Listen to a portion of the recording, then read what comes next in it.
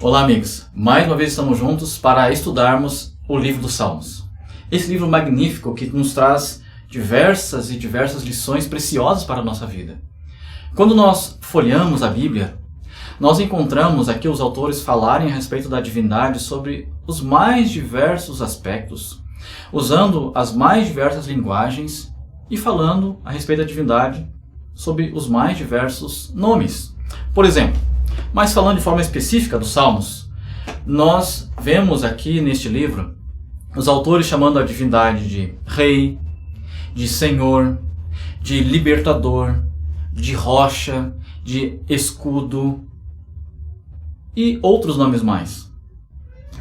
Mas, quando nós folheamos e olhamos para aquele salmo que talvez seja o mais conhecido e apreciado da palavra de Deus, o Salmo 23, o Senhor é descrito como nosso pastor. Davi é o autor deste salmo e ele pinta aqui um quadro muito bonito a respeito da divindade. E eu quero ler com você o Salmo 23. Davi assim nos diz: o Senhor é o meu pastor, nada me faltará. Ele me faz repousar em pastos verdejantes. Leva-me para junto de águas de descanso. Refrigera a minha alma. Guia-me pelas veredas da justiça, por amor do seu nome. Ainda que eu ande pelo vale da sombra da morte, não temerei mal nenhum, porque tu estás comigo. O teu bordão e o teu cajado me consolam. Preparas-me uma mesa na presença dos meus adversários. Unges minha cabeça com óleo, o meu cálice transborda. Bondade e misericórdia certamente me seguirão todos os dias da minha vida, e habitarei na casa do Senhor para todo sempre. É lindo a maneira como Davi descreve a relação do pastor para com a sua ovelha. Davi entendia bem essa relação, pois afinal de contas, antes de se tornar rei sobre Israel, Davi era pastor de ovelhas. Então Davi entendia a necessidade que a ovelha possuía do seu pastor. Ele entendia que a ovelha precisava ser cuidada, guiada, alimentada. Enfim, a ovelha dependia 100% da pessoa do seu pastor. O pastor era aquele que conduzia as ovelhas em busca de pasto verdejante. E ao descrever essa busca, Davi aqui nos traz uma linguagem muito interessante. E deixa eu abrir um parênteses aqui. Você deve saber que o Antigo Testamento, quando ele foi escrito originalmente, ele foi escrito quase que em sua totalidade na língua hebraica. Apenas umas pequenas porções no aramaico. E quando Davi faz essa descrição do pastor, ele muda um pouco a ênfase como ele estava descrevendo todo o salmo. Só para você entender bem, quando Davi está falando da relação do pastor para com a sua ovelha, ele usa aqui a primeira pessoa. Ele diz ele, o pastor é ele. Então ele fala assim: ele me faz repousar em pastos verdejantes. É ele que me leva para junto das águas tranquilas. É ele que refrigera a minha alma. Ou seja, Davi está dizendo assim: quando a vida é tranquila, o Senhor é ele. Mas, deixa eu te perguntar uma coisa. A vida do ser humano é sempre pasto verdejante? A sua vida que me ouve é sempre água tranquila? Você tem a sua vida sempre em refrigério? Eu não sei como é na sua casa, na sua cidade, mas eu moro em Porto Alegre. Já morei em alguns lugares do Brasil e por todos os lugares que eu passei, eu percebi uma mesma realidade: a existência do vale da sombra da morte. A existência de lutas, de angústias, de sofrimento, de problemas. E o bonito aqui neste salmo é que Davi, ao descrever esses momentos alegres com o pastor, ele usa no hebraico a primeira pessoa, ele. O pastor é ele. Mas quando Davi agora quer dar uma nova ênfase sobre esta realidade dos problemas, das dificuldades, ele muda a figura do ele para o tu. Então Davi diz assim: quando eu ando pelo vale da sombra e da morte, tu estás comigo. A tua vara, o teu cajado me consolam. Essa mudança do ele para o tu, ele indica no hebraico uma questão, uma relação de proximidade. Ou seja, Davi está dizendo assim: quando a vida está bem, o Senhor está com você, Ele não te abandona. Mas quando as lutas vêm, quando a angústia ela bate o nosso coração, aquele pastor que estava andando ao meu lado, agora ele não anda só ao meu lado, ele me pega no colo. Davi está dizendo assim: quando a luta vem, o Senhor não te abandona. Ele se aproxima ainda mais de você. Mas sabe qual é o grande problema nisso tudo? É que muitas vezes nós passamos por essas angústias, passamos por essas lutas e nós não entendemos como é que Deus está agindo. E então alguns começam a se questionar se realmente Deus está com ele e começam a perguntar: Senhor, o Senhor não está vendo aqui a minha angústia? Senhor, o Senhor não está vendo a minha luta? Até quando isso vai acontecer? O Senhor me abandonou? E essa é muitas vezes a mentalidade de muitas pessoas, porque não entendem essa relação do pastor com a ovelha. Não entendem como é que Deus se aproxima nesses momentos de luta. Deus olha hoje para a nossa angústia. Deus olha hoje para as nossas lutas e, como bom pastor, Ele se aproxima de nós. Sabe como é que nós conseguimos perceber ou por que Deus faz essas coisas? O Evangelho de Mateus, no capítulo 14, verso 22 em diante, ele traz um momento em que Jesus está ali com a multidão. Jesus havia pregado para aquela multidão o dia inteiro e, diante da necessidade de aquelas pessoas terem alimento, Jesus multiplica pães e peixes. Quando a multidão percebeu o que Jesus poderia fazer por elas, não só trazer o alimento espiritual, mas principalmente o alimento físico, e quando você lê essa história, você percebe que as pessoas estavam mais preocupadas ali realmente com o alimento físico do que com o espiritual. Eles começam entre si a conversar e planejar tornar Jesus o rei deles. Quando Jesus percebe aquela situação, ele chama os discípulos e diz assim: passem para o outro lado da margem e eu vou subir ao monte para orar e encontro vocês lá do outro lado. Os discípulos obedecem à voz de Jesus, entram no barco e começam a atravessar aquele lago. Acontece que o Evangelho de Mateus traz a descrição do que acontece quando aqueles discípulos estão navegando por aquele mar. O livro de Marcos, ele também relata esta história. E no capítulo 6 de Marcos, verso 47, diz que quando os discípulos estavam no meio do mar, uma grande tempestade os encontra. Os discípulos lutavam, eles oravam, imagino, eles faziam de tudo para sobreviver. Angustiados e aparentemente já sem saída, de repente eles olham e avistam, vindo em direção, um vulto. O susto deles foi tão grande que chegaram a dizer: é um fantasma? E aqui eu quero abrir mais um parênteses. Havia uma crença judaica na época que dizia que quando a pessoa estava à beira da morte, a morte enviava um mensageiro para buscá-la. Parece engraçado isso. Pessoas que seguiam a Deus com crenças totalmente fora da realidade bíblica. Mas o fato é que agora os discípulos observam aquela situação e pensam: a morte veio me buscar. É um fantasma.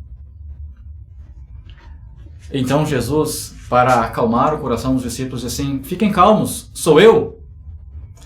Pedro, em sua sempre características impulsiva, ele diz: olha, se é você mesmo, então permite que eu volte ao encontro caminhando por sobre as águas. E Jesus, então, permite que Pedro faça isso e mostra não só para Pedro, mas para todos que estavam ali, que ele era o grande Deus na pessoa de Jesus, o Deus Filho. Pedro começa então a caminhar por sobre as águas. Eu imagino Pedro descendo do barco de forma inicialmente duvidosa. Mas ele coloca o primeiro pé na água, percebe que não afunda, coloca o segundo, começa a caminhar, mas de repente o cenário muda e Pedro começa a afundar. Diante daquele quadro agora trágico, Pedro faz também um impulso, um pedido: salva-me, Senhor! Jesus então retira Pedro da água, o leva para dentro do barco e o censura por sua pouca fé. Diante disso, agora Jesus olha para toda a comoção que está à sua volta, comoção essa que fez Pedro duvidar e afundar, porque Pedro afundou, e a Bíblia diz, quando ele começou a olhar para o vento, para a tempestade, para os raios, para as ondas, e o medo abateu o seu coração. Agora então, Jesus olha para aquilo que provocou medo em Pedro e nos demais e diz assim: vento, acalma-te, mar, aquieta-te. Quando eu leio essa história, algumas perguntas vêm à minha mente, como por exemplo, será que Jesus não poderia ter acalmado a tempestade já no primeiro momento quando os discípulos o viram e imaginaram ser um fantasma? Eu creio que Jesus poderia ter feito aquilo. Se ele fizesse aquilo, já acalmar a tempestade, antes mesmo de encontrar-se com os discípulos no barco, será que os discípulos e também as demais pessoas que estavam em seus barcos já não creriam que Jesus é alguém diferente? Que Jesus é Deus? Eu acredito que também as pessoas veriam a cena e ficariam extasiadas com o poder de Deus e também aceitariam que Jesus é Deus. Mas Jesus não fez isso. Jesus primeiro acalmou o coração dos discípulos, para que, uma vez tranquilizados, Jesus agora pudesse olhar para os ventos, para o mar e também os dissipasse. Entenda uma coisa, meu amigo. Muitas vezes nós estamos passando pelo vale da sombra e da morte e não entendemos o porquê. Parece que Deus não está interessado na nossa angústia. Parece que Deus não está interessado em resolver o nosso problema. Parece que Deus não está ligando para aquilo que eu estou passando naquele momento. Mas isso não é verdade. Se você não está percebendo Deus resolver ainda a situação angustiosa em sua vida, não é porque Deus deixou de te amar, não é porque Deus deixou de te ajudar, não é porque Deus deixou de seguir ao seu lado, não, muito pelo contrário. Nessa junção do mudança do eu para o tu, na linguagem bíblica hebraica do Salmo 23, Jesus está querendo dizer o seguinte: filho, antes de acalmar a tempestade na sua vida, eu preciso acalmar a sua vida. Antes de acalmar toda a situação que está trazendo angústia para você, eu preciso acalmar o seu coração. Quando Jesus vem e acalma o meu e o teu coração, agora tranquilizados, nós conseguimos ver com clareza o que Deus faz por nós. Deus hoje, quando você luta e você se angustia, Ele não só está ao seu lado, mas numa linguagem bonita e figurada, podemos dizer que Jesus pega você no colo. Ele te conduz, Ele te ajuda, Ele te fortalece, Ele te acompanha. Mas o que é o vale da sombra e da morte que Davi descreve? O que é este momento que muitos e muitos passam? Há dois textos que eu acho por demais interessante, que nos mostram um pouco a realidade do que é o vale da sombra e da morte. Escrevendo a respeito do povo que estava cativo, Jeremias, no capítulo 2 e o verso 6, ele diz assim: e sem perguntarem, onde está o Senhor que nos fez subir da terra do Egito, que nos guiou através do deserto por uma terra de ermos e covas, por uma terra de sequidão e sombra da morte? Jeremias está falando do povo na sua angústia, saindo do Egito, saindo daquele momento de cativeiro, e estava caminhando pelo deserto. E aquele momento era um momento de lutas, era um momento de fome, era um momento de angústia por água, era um momento de lutas pela vida. E Jeremias compara esta angústia ao vale da sombra da morte. Então, se você hoje está passando por alguma necessidade física, quem sabe você está sem trabalho, quem sabe você está tendo que se alimentar com muita dificuldade, você está com alguma angústia muito grande na sua vida, essa é a descrição que a Bíblia fala do Vale da Sombra da Morte. Você pode estar passando pelo vale neste momento. Mas no Evangelho de Mateus, capítulo 4, verso 16 e 17, mais uma vez nos é feita uma descrição deste vale. Aqui a Bíblia assim nos diz: o povo que jazia em trevas viu grande luz. E aos que viviam na região da sombra da morte, resplandeceu-lhes a luz. Daí por diante passou Jesus a pregar e a dizer: arrependei-vos, pois está próximo o reino dos céus. Jesus veio a este mundo com um propósito. A Bíblia nos diz em Lucas que ele veio buscar e salvar o que estava perdido. Agora, quando eu estou perdido, quando eu estou sem a luz de Deus em minha vida, quando eu estou andando em meio às trevas, ao pecado, a Bíblia aqui no Evangelho de Mateus capítulo 4 está dizendo que eu estou passando pelo vale da sombra da morte. Então, passar pelo vale não é apenas passar por angústias, por necessidade na vida, mas quando eu não tenho o pastor na minha vida, quando eu não tenho o Senhor Jesus comigo, eu estou passando por este vale. Eu também estou nesta angústia do vale da sombra da morte. Será que você que está me vendo agora está também nessa condição? Está você sem um pastor na sua vida? Está você em trevas ou em meio ao pecado? Está você passando por este vale? A Bíblia descreve a relação deste pastor amoroso que procura nos salvar, que procura nos tirar deste momento de angústia e nos guiar para que tenhamos uma vida feliz, abençoada, uma vida salva.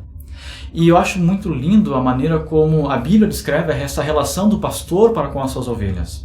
Para você ter uma ideia, o Evangelho de Lucas, capítulo 15, ele nos traz ali uma parábola, e é justamente uma parábola que faz uma descrição muito clara, porque é a parábola do bom pastor. Nessa parábola, Lucas diz que o pastor saiu com 100 ovelhas em busca de pastos verdejantes, em busca de águas tranquilas, mas ao retornarem para o aprisco, a Bíblia diz que uma ovelha se perdeu. E veja que o pastor não é aquele homem que pensa assim: o que é uma se eu ainda tenho 99? Uma só não faz falta, uma só não faz diferença. Mas essa não é a reação do pastor. A Bíblia nos diz no Evangelho de Lucas que o pastor deixou as 99 a salvo e foi em busca da que se perdeu. E quando encontrou esta ovelha perdida, a Bíblia nos diz que esse pastor curou as feridas daquela ovelha, ele a carregou sobre os seus ombros e quando chegou em casa chamou amigos e vizinhos e deu uma grande festa, pois aquela ovelha que estava perdida foi encontrada. Como ovelha de Deus, se você hoje está perdido, Jesus vai atrás de você. E ao te encontrar, ele vai curar as suas feridas, seja ela física, seja ela emocional, não importa. O pastor, como grande pastor, vai ao seu encontro. Ele não olha para aqueles que já estão salvos, para aqueles que já estão seguros, ele olha para você também com um olhar de amor, ele vai atrás de você, ele quer te salvar. Mas a Bíblia não fala apenas desta maneira do pastor. Ainda há muito mais coisas. A Bíblia nos diz no Evangelho de João, capítulo 10, por exemplo, no verso 3, diz que esse pastor, ele conhece você pelo seu próprio nome. Eu não sei o seu nome, você que está me vendo agora, que está me ouvindo, mas o pastor conhece o seu nome. Jesus conhece você, ele sabe onde você mora, ele sabe o seu apelido se você o tem, como nos diz lá o livro de Atos, capítulo 9, verso 11. E ainda, no livro de Lucas, capítulo 12, verso 7, é descrito o amor desse pastor, ao ele saber exatamente quantos fios de cabelo nós temos em nossa cabeça. O pastor é aquele que sabe o seu endereço de forma correta. O mesmo texto de Atos 9, verso 11, mostra o pastor conhecendo o nome da sua rua, o número da sua casa, conhecendo tudo a seu respeito. Isaías, capítulo 49, verso 16, diz que o pastor nos conhece porque ele gravou o nosso nome nas palmas da sua mão. Esse bom pastor é aquele que dá a vida por suas ovelhas, como diz o Evangelho de João, capítulo 10 e o verso 11. Esse é o nosso bom pastor. Mas o Salmo 23, ele não descreve apenas o pastor. Na verdade, há duas pessoas descritas no Salmo 23. Há dois personagens centrais no Salmo 23. O primeiro, nós já falamos, é o pastor. O segundo personagem principal não são as ovelhas. Esses não são. O Salmo 23 é a história de um pastor que vai em busca das ovelhas que estavam perdidas. Depois de curá-las, depois de tratá-las, depois de ajudá-las em tudo, esse pastor agora leva as ovelhas para o encontro de uma outra pessoa. Porque essa outra pessoa tem também um papel magnífico descrito aqui neste salmo. O salmista nos diz no verso 5: Preparas-me uma mesa. O pastor conduziu as ovelhas, curou as ovelhas, e agora ele está levando as ovelhas para um encontro com uma outra pessoa. E então o pastor, antes de chegar ao encontro, ele faz um pedido, ele diz: prepare uma mesa. Eu estou chegando com as minhas ovelhas, então, por favor, prepare a mesa. Organize a festa. Eu estou chegando, as ovelhas estão a salvo. Agora precisamos festejar. Você sabe quem é esse anfitrião? Esse que está em uma casa esperando o pastor chegar com as suas ovelhas? A Bíblia descreve esse anfitrião como Deus o Pai. Deus um dia falou com Jesus, o grande pastor, e disse: filho, vá ao mundo, dê a sua vida, resgate as ovelhas. Não é isso que diz João 3,16? Porque Deus amou o mundo de tal maneira que deu o seu Filho unigênito para que todo aquele que nele crê não pereça, mas tenha a vida eterna. Deus é o nosso grande Pai, que está à espera do pastor com as suas ovelhas. Mas onde fica esta casa? Onde fica este lugar que o Senhor está esperando o pastor chegar com as ovelhas? A Bíblia tem algumas descrições. Eu não vou ler o texto, mas você pode depois ler com calma. 2 salmos trazem uma bonita descrição de onde fica a casa do Pai. Se você olhar o livro dos Salmos, capítulo 65, verso 4, e também o livro dos Salmos, capítulo 27, verso 4, você vai ver aqui 2 descrições diferentes. Uma fala da casa do Pai no céu, e a outra fala da casa do Pai na terra. Ou seja, a casa do Pai no céu é aquela que Jesus disse para os discípulos em João 14: vou preparar-vos lugar, e quando eu for e vos preparar lugar, voltarei e vos receberei para mim mesmo, para que onde eu estou, estejais vós também. Deus tem uma casa no céu. Deus está preparando moradas, mansões para as ovelhas que ouvem a voz de Cristo, o pastor. Mas também Deus tem uma casa na terra, e esta casa de Deus na terra nada mais é do que a igreja. A igreja é o lugar que Deus preparou para que os seus filhos se encontrassem com Ele.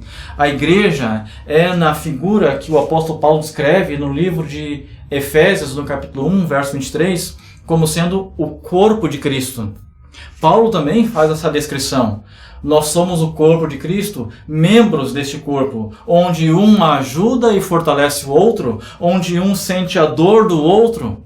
Nós somos o corpo de Cristo, isto é a igreja, mas Paulo em Efésios descreve a igreja não só como o corpo de Cristo. No capítulo 2, verso 19 a 22, diz que a igreja é a família de Deus. É muito gostoso o clima que existe dentro das igrejas. Eu já tive o privilégio de viajar quase o Brasil inteiro, e alguns lugares fora do Brasil também, pregando a palavra de Deus. E é tão gostoso quando chegamos a diferentes igrejas e parece que estamos chegando sempre na nossa casa. Sempre aquele clima familiar, aquela recepção muito calorosa. e poder sentir que você faz parte de uma família muito grande é algo que não tem como explicar. É algo magnífico, é maravilhoso esse clima que Deus concede-nos através de sua igreja. A igreja é a família de Deus, mas a igreja não é apenas o corpo e a família. Paulo ainda fala no livro de Efésios, no capítulo 5, verso 22 e em diante, que a igreja é a esposa de Cristo. A igreja é a noiva que está se preparando para a grande festa do casamento.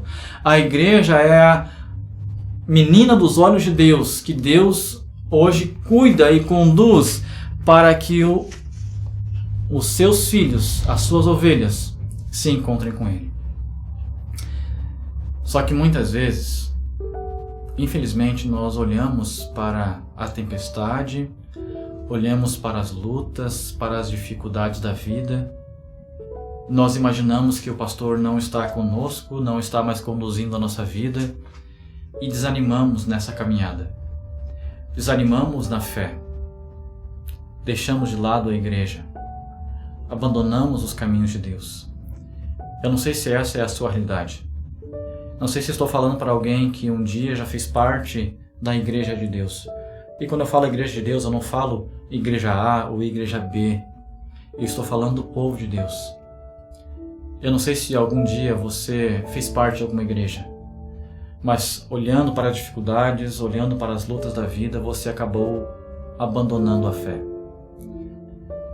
É verdade que muitas vezes nos desapontamos com muitas coisas. São grandes lutas, são grandes angústias, são coisas que nos tiram a paz e parece que a única solução viável é abandonar tudo. Eu gosto muito da descrição que o apóstolo Paulo faz de como era a sua vida. Só para lembrar, Paulo, antes de conhecer a Cristo, de ter aquele encontro com Jesus na estrada para Damasco, como escreve o livro de Atos, Paulo vivia uma vida tranquila. Era alguém importante, era alguém que não tinha grandes preocupações na vida, enfim, era alguém que talvez nunca viesse a passar pelo vale da sombra da morte. Mas quando ele aceitou Jesus, quando ele tornou-se discípulo de Cristo, lutas começaram a vir à sua vida. E saiba que esse é o preço.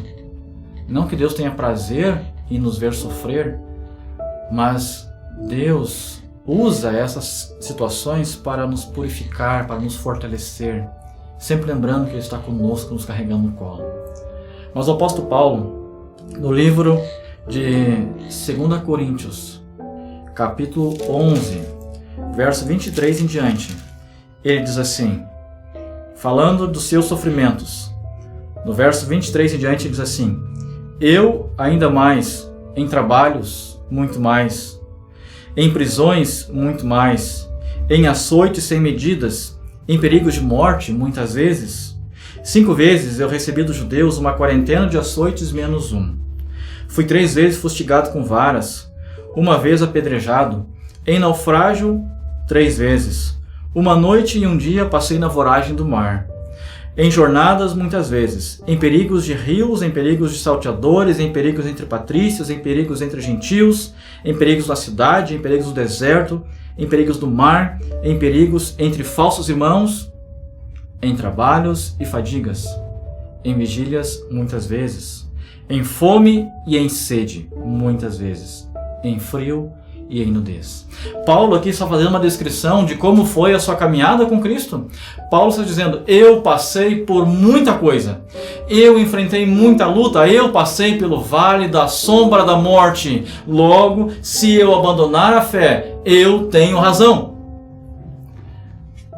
Veja que Paulo passou por tudo isso, quem sabe muito mais do que você e eu passamos.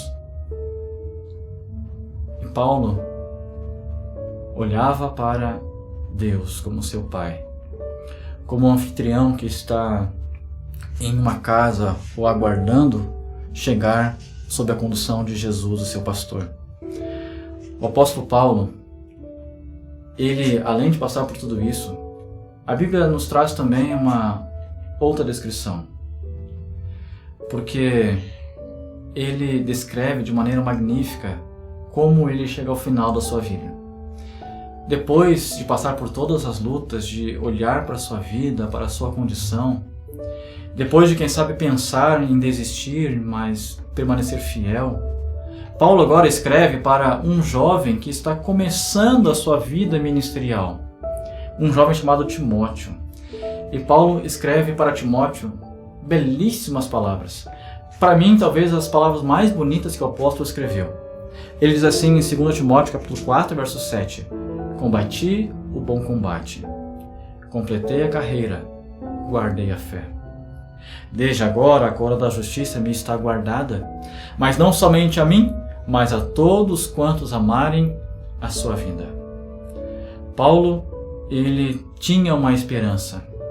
Ele aguardava o seu Redentor, aquele que iria acabar com toda esta angústia e que iria agora trazer a glória para a sua vida. E veja que Paulo, ao descrever isso para Timóteo, ele não para aí. Ele não descreve apenas o lado positivo e esperançoso, mas nesse mesmo capítulo 4 de 2 Timóteo, depois de escrever de sua esperança no verso 7, no verso 10, Paulo diz assim: Demas me abandonou.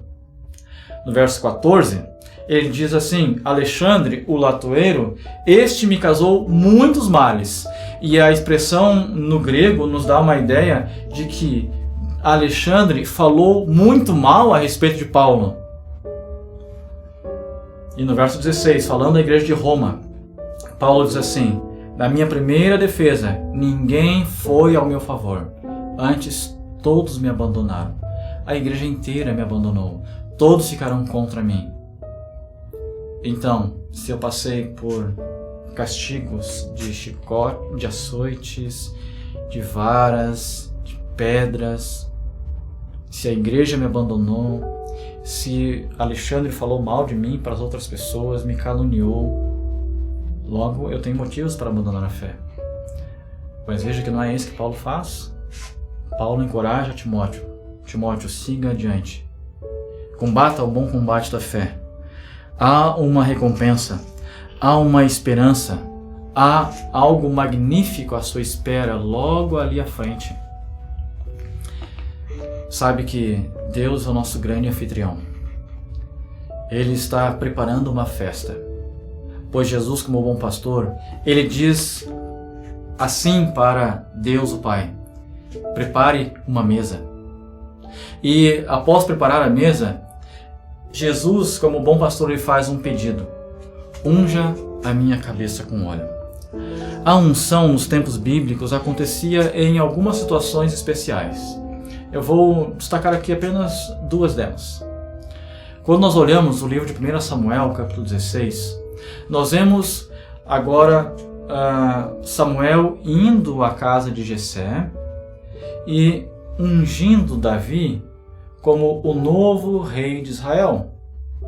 Quando alguém subia ao trono, quando alguém era destacado para essa função toda especial de governar a nação, eles tinham sua cabeça ungida com óleo. Então, esta era uma situação. A unção era para destacar alguém, separar alguém para uma finalidade especial que Deus concederia. Fossem reis, fossem sacerdotes. Mas no livro de Lucas, capítulo 4, verso 76, também nos é feita uma outra descrição de um outro momento em que há também uma unção. Jesus agora está na casa de um homem. Esse homem havia sido agradecido a Jesus por algo que Cristo fez. E ele então resolve dar um banquete e convidar Jesus e seus discípulos para aquele momento. E a Bíblia no Evangelho de Lucas, capítulo 7, faz uma descrição de que em dado momento, quando Jesus estava ali com seus discípulos, uma mulher se aproximou dele e a Bíblia diz que ela chamou a atenção porque ela começou a chorar e lavar os pés de Jesus com as suas lágrimas e enxugar os pés de Jesus com os seus cabelos. E a Bíblia nos diz que ela pegou um vidrinho com perfume e ungiu a Cristo. Aquela mulher estava agradecida por Jesus ter a salvo. ela estava louvando a Deus pela alegria da salvação. E ela ungiu Jesus. Agora, Davi, fazendo a descrição do pastor, o pastor diz assim: eu estou chegando com as minhas ovelhas. Prepare uma mesa. Prepare a festa. E quando nós olhamos o livro do Apocalipse, capítulo 19, nós vemos a descrição dessa festa. Um momento magnífico. Um grande banquete preparado. Apocalipse não descreve as cenas seguintes. E eu também não encontro na Bíblia o avanço dessa cena. Mas eu faço uso da minha imaginação e eu creio que Deus fará mais ou menos isso. Porque vai chegar o momento em que Jesus, como bom pastor, vai chegar diante de Deus o Pai e vai dizer assim: Senhor, aqui está o João, aqui está o Renato, aqui está a Maria, a Solange, o Felipe e assim por diante, todos os seus filhos, e vai dizer um a um: Senhor, a Vitória, a Rebeca, a Sara, lá na terra, passaram por muitos problemas. Em certo momento eles pensaram em desistir, ou em certo momento eles até abandonaram a fé, mas eles ouviram a voz do pastor. Eles entenderam que nos momentos em que eles passaram pela maior angústia, na verdade, eu não os havia abandonado, eu os havia pegado no colo e carregado. E agora eles estão aqui como um troféu para a glória de teu nome. E então, o livro do Apocalipse, no capítulo 2 e 3, traz algumas descrições de como vai ser a eternidade. E então, eu imagino neste momento, Deus em seu trono se levanta, vem e coloca uma coroa sobre a sua cabeça. Deus então te convida para sentar-se a esta mesa, participar desse grande banquete. E aí é que a minha imaginação agora entra em cena, porque eu imagino que Deus o Pai, Deus o Filho e Deus o Espírito Santo virão e ungirão a cada um dos salvos, dizendo assim: Filho querido, ovelha amada, você é muito bem-vindo aqui. Eu unjo vocês agora para uma nova realidade, para um novo reinado, o reinado eterno. Tem você o desejo de fazer parte dessa grande festa? Tem você o desejo de participar desse grande banquete? Eu não sei como é que está a sua vida. Eu não sei se você está passando pelo vale da sombra e da morte neste momento. Mas sabe que Jesus, o nosso pastor, está ao seu lado agora. Ele está olhando para você, está segurando sua mão, está dizendo: filho, minha filha, eu dei minha vida por você. Eu sarei as suas feridas, acalme o seu coração e veja o que eu posso fazer por você. Se você se afastou da igreja, é hora de retornar. Se você ainda não segue nenhuma igreja, é a hora de seguir. A igreja é a casa de Deus na terra, que vai te ajudar, te dar forças, ser a tua família, para você continuar nessa caminhada para chegar à casa do Pai no céu. Tem você esse desejo? Quer você participar da alegria do banquete do Cordeiro no céu? Se esse é seu desejo, eu convido você a orar comigo neste momento. Grande Deus, obrigado por teu imenso amor. Obrigado porque Jesus é o nosso pastor, nosso supremo pastor. Um grande pastor que nos conhece pelo nosso próprio nome. Um grande pastor que sabe o nosso endereço. Um grande pastor que está ao nosso lado neste momento. Jesus é o nosso supremo pastor, que deu a vida para que nós pudéssemos ter a eternidade. Conduza a nossa vida, Senhor. Fortaleça-nos em nossa fé, em nossa caminhada, e jamais permita que nos afastemos de Ti. Mas se neste momento alguém que me ouve estiver passando pelo vale da sombra e da morte, eu te peço, Senhor, que o resgate, que o restaure, que o fortaleça, que acalme o seu coração para que essa pessoa entenda o Teu propósito em sua vida. E assim, grande Deus, conduza esta tua ovelha por teu aprisco aqui na terra, para que cheguemos com alegria ao teu aprisco do céu. Fortaleça-nos e um dia permita-nos participar de um grande banquete celestial. Tome a cada um em tuas mãos neste momento. Eu te peço agradecido em nome de Jesus. Amém.